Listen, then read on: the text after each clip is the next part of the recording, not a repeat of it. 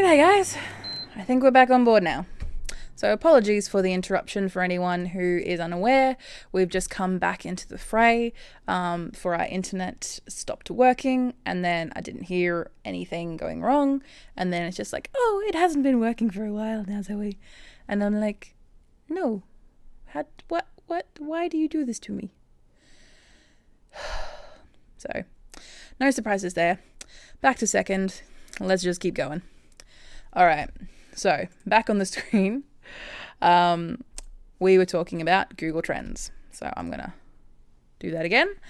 So, Google Trends is usually what I use when it comes to predicting. The reason for that is because it can coagulate a lot of big data, and it coagulates search terms, other ideas of how other people are searching, personal habits, because when you have a Google account, they have a long list of what your interests are, what your dislikes, what your likes are. So then people can get an idea of the type of profile you are, so then they can advertise the right stuff to you. And of course, maybe if you haven't done a lot of Googling, which I highly doubt, the reason that they use this is so then people can, they can sell ads to the right people and get the right type of interest and engagement. For a lot of people who are security conscious, of course, that would be an issue. Make sure you do your research. But personally, for a lot of my friends and a lot of people who are at my age, this is everything and anything we've ever known. This type of knowledge is a bit like, I don't want to say duh, but just a bit surprising. It's just like, yeah, of course this is what they're doing. How do you think they're one of the biggest companies in the world? It's because they're selling this type of data. So on screen, you've got a couple of examples of, say, for example, Fortnite, and how that was so interesting. You can say, for example, the trend or the curve in regards to pho, ramen, and soba, different types of dishes, and the popularity of such. So say, for example, ramen over the past, since 2004 has gone like, whoa, in regards to its interest and its trends, because everyone's just like, ramen. And the same thing with above on the screen, you can see Cupcake.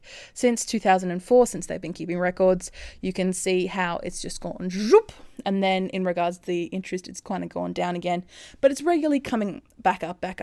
So it's much higher than it was in regards to search terms, in regards to how many people are actually looking at it. So you can do the same thing for your business or for your particular area or your particular industry. Say, for example, at the moment that this is recording and being live streamed, the Australian bushfires are quite intense, and you can see that that information has gotten used a lot. And then say, for example, in regards to the change to Uluru and the climbing. Personally, I'd never realized why it was actually allowed in the first place. Racism, I can imagine, but now people actually searching up Uluru and climbing as to why that has occurred was fairly steady for a long period of time. And then since they decided to enact the no climbing on Uluru policy, because freaking duh, that just shot up in interest because people are researching that because of the changes that they made.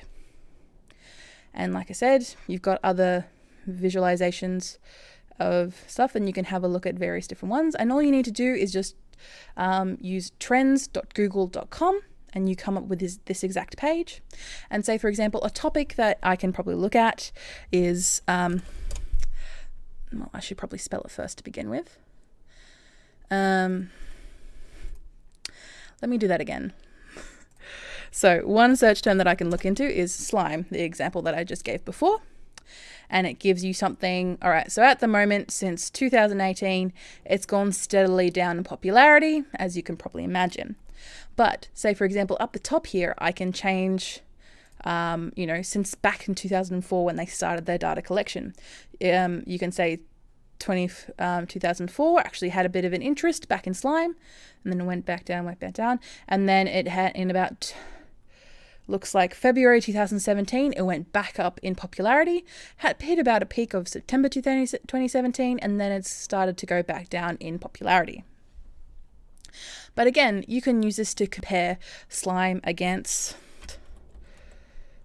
fidget spinners. And seeing, for example, you see this detail. There was absolutely nothing on fidget spinners. And then as soon as it hit what was it? Let me see this.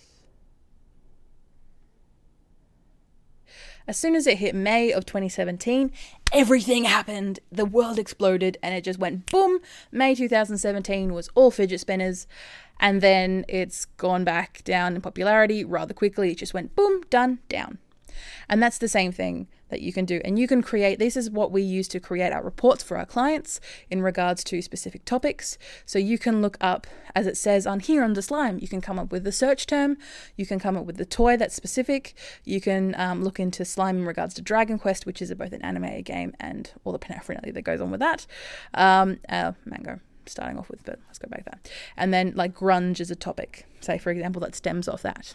You can use this for many different things, and you create little graphs and everything, and you can look at all the different categories that are specific to you, but you can look in trends in your industry. So say for example, if I were to type in iPhone, I'd probably get a lot of information or a lot of search terms as soon as when the new iPhone is released, you get a lot of traction, and then it kind of dies back down to a steady pace.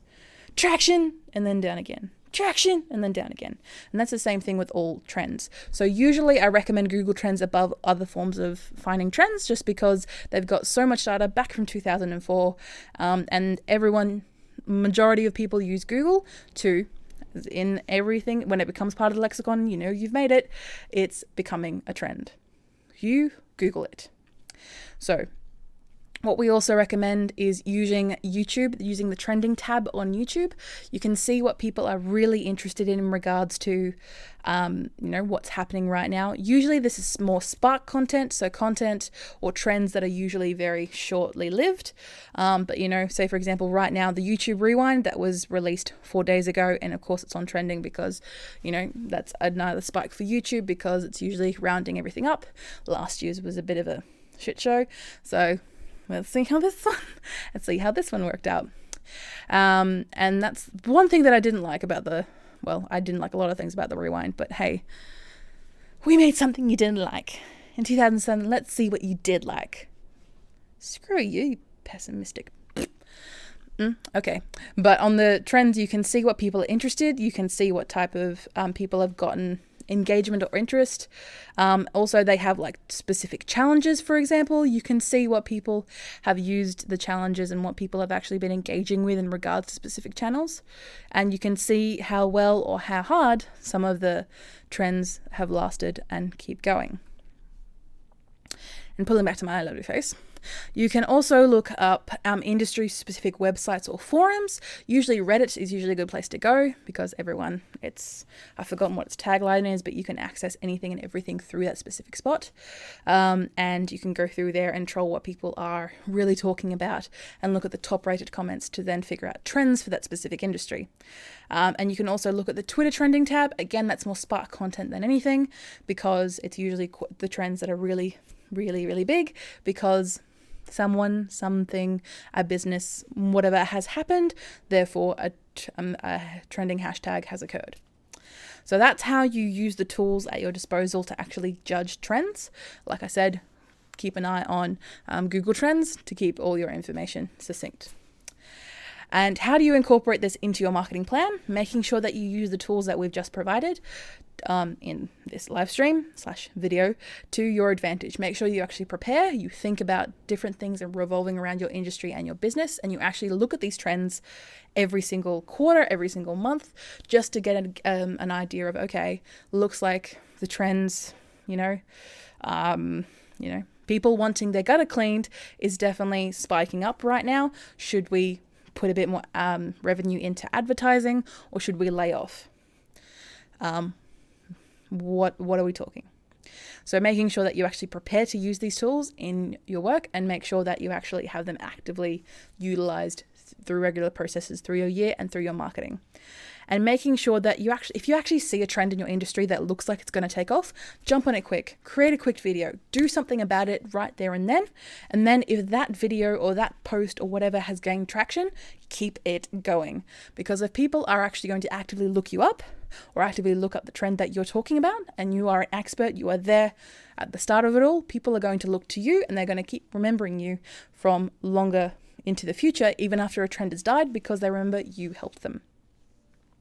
And last thing I'll touch on about as well is keeping in mind that you have a budget of time and resources, even allocating a little bit of that to trends and keeping an eye on what's happening in your industry. Like I said, 5 minutes a day while you're doing your social medias, going through and actually checking, okay, what's trending at the moment in regards to my industry? Bam, there you go. It's 5 minutes, you're keeping an eye on it, and if you want to make a decision, you can make it there and then. So I'm going to finish a little bit early on our live stream today because of our previous internet mishap, and right now I am struggling because the air conditioner is off, so you guys don't have that annoying sound in your ears, but I am quite tired right now. It's been a very full-on day for workshops and everything, and I'm not going to complain to you guys. So I hope you guys learnt a lot. And I hope you guys felt like you actually did learn about trends. If you want a tutorial on how to use Google Trends, do hit me up and I'll make sure I create that for you. But in the meantime, I would like to say goodbye and I'll see you guys around.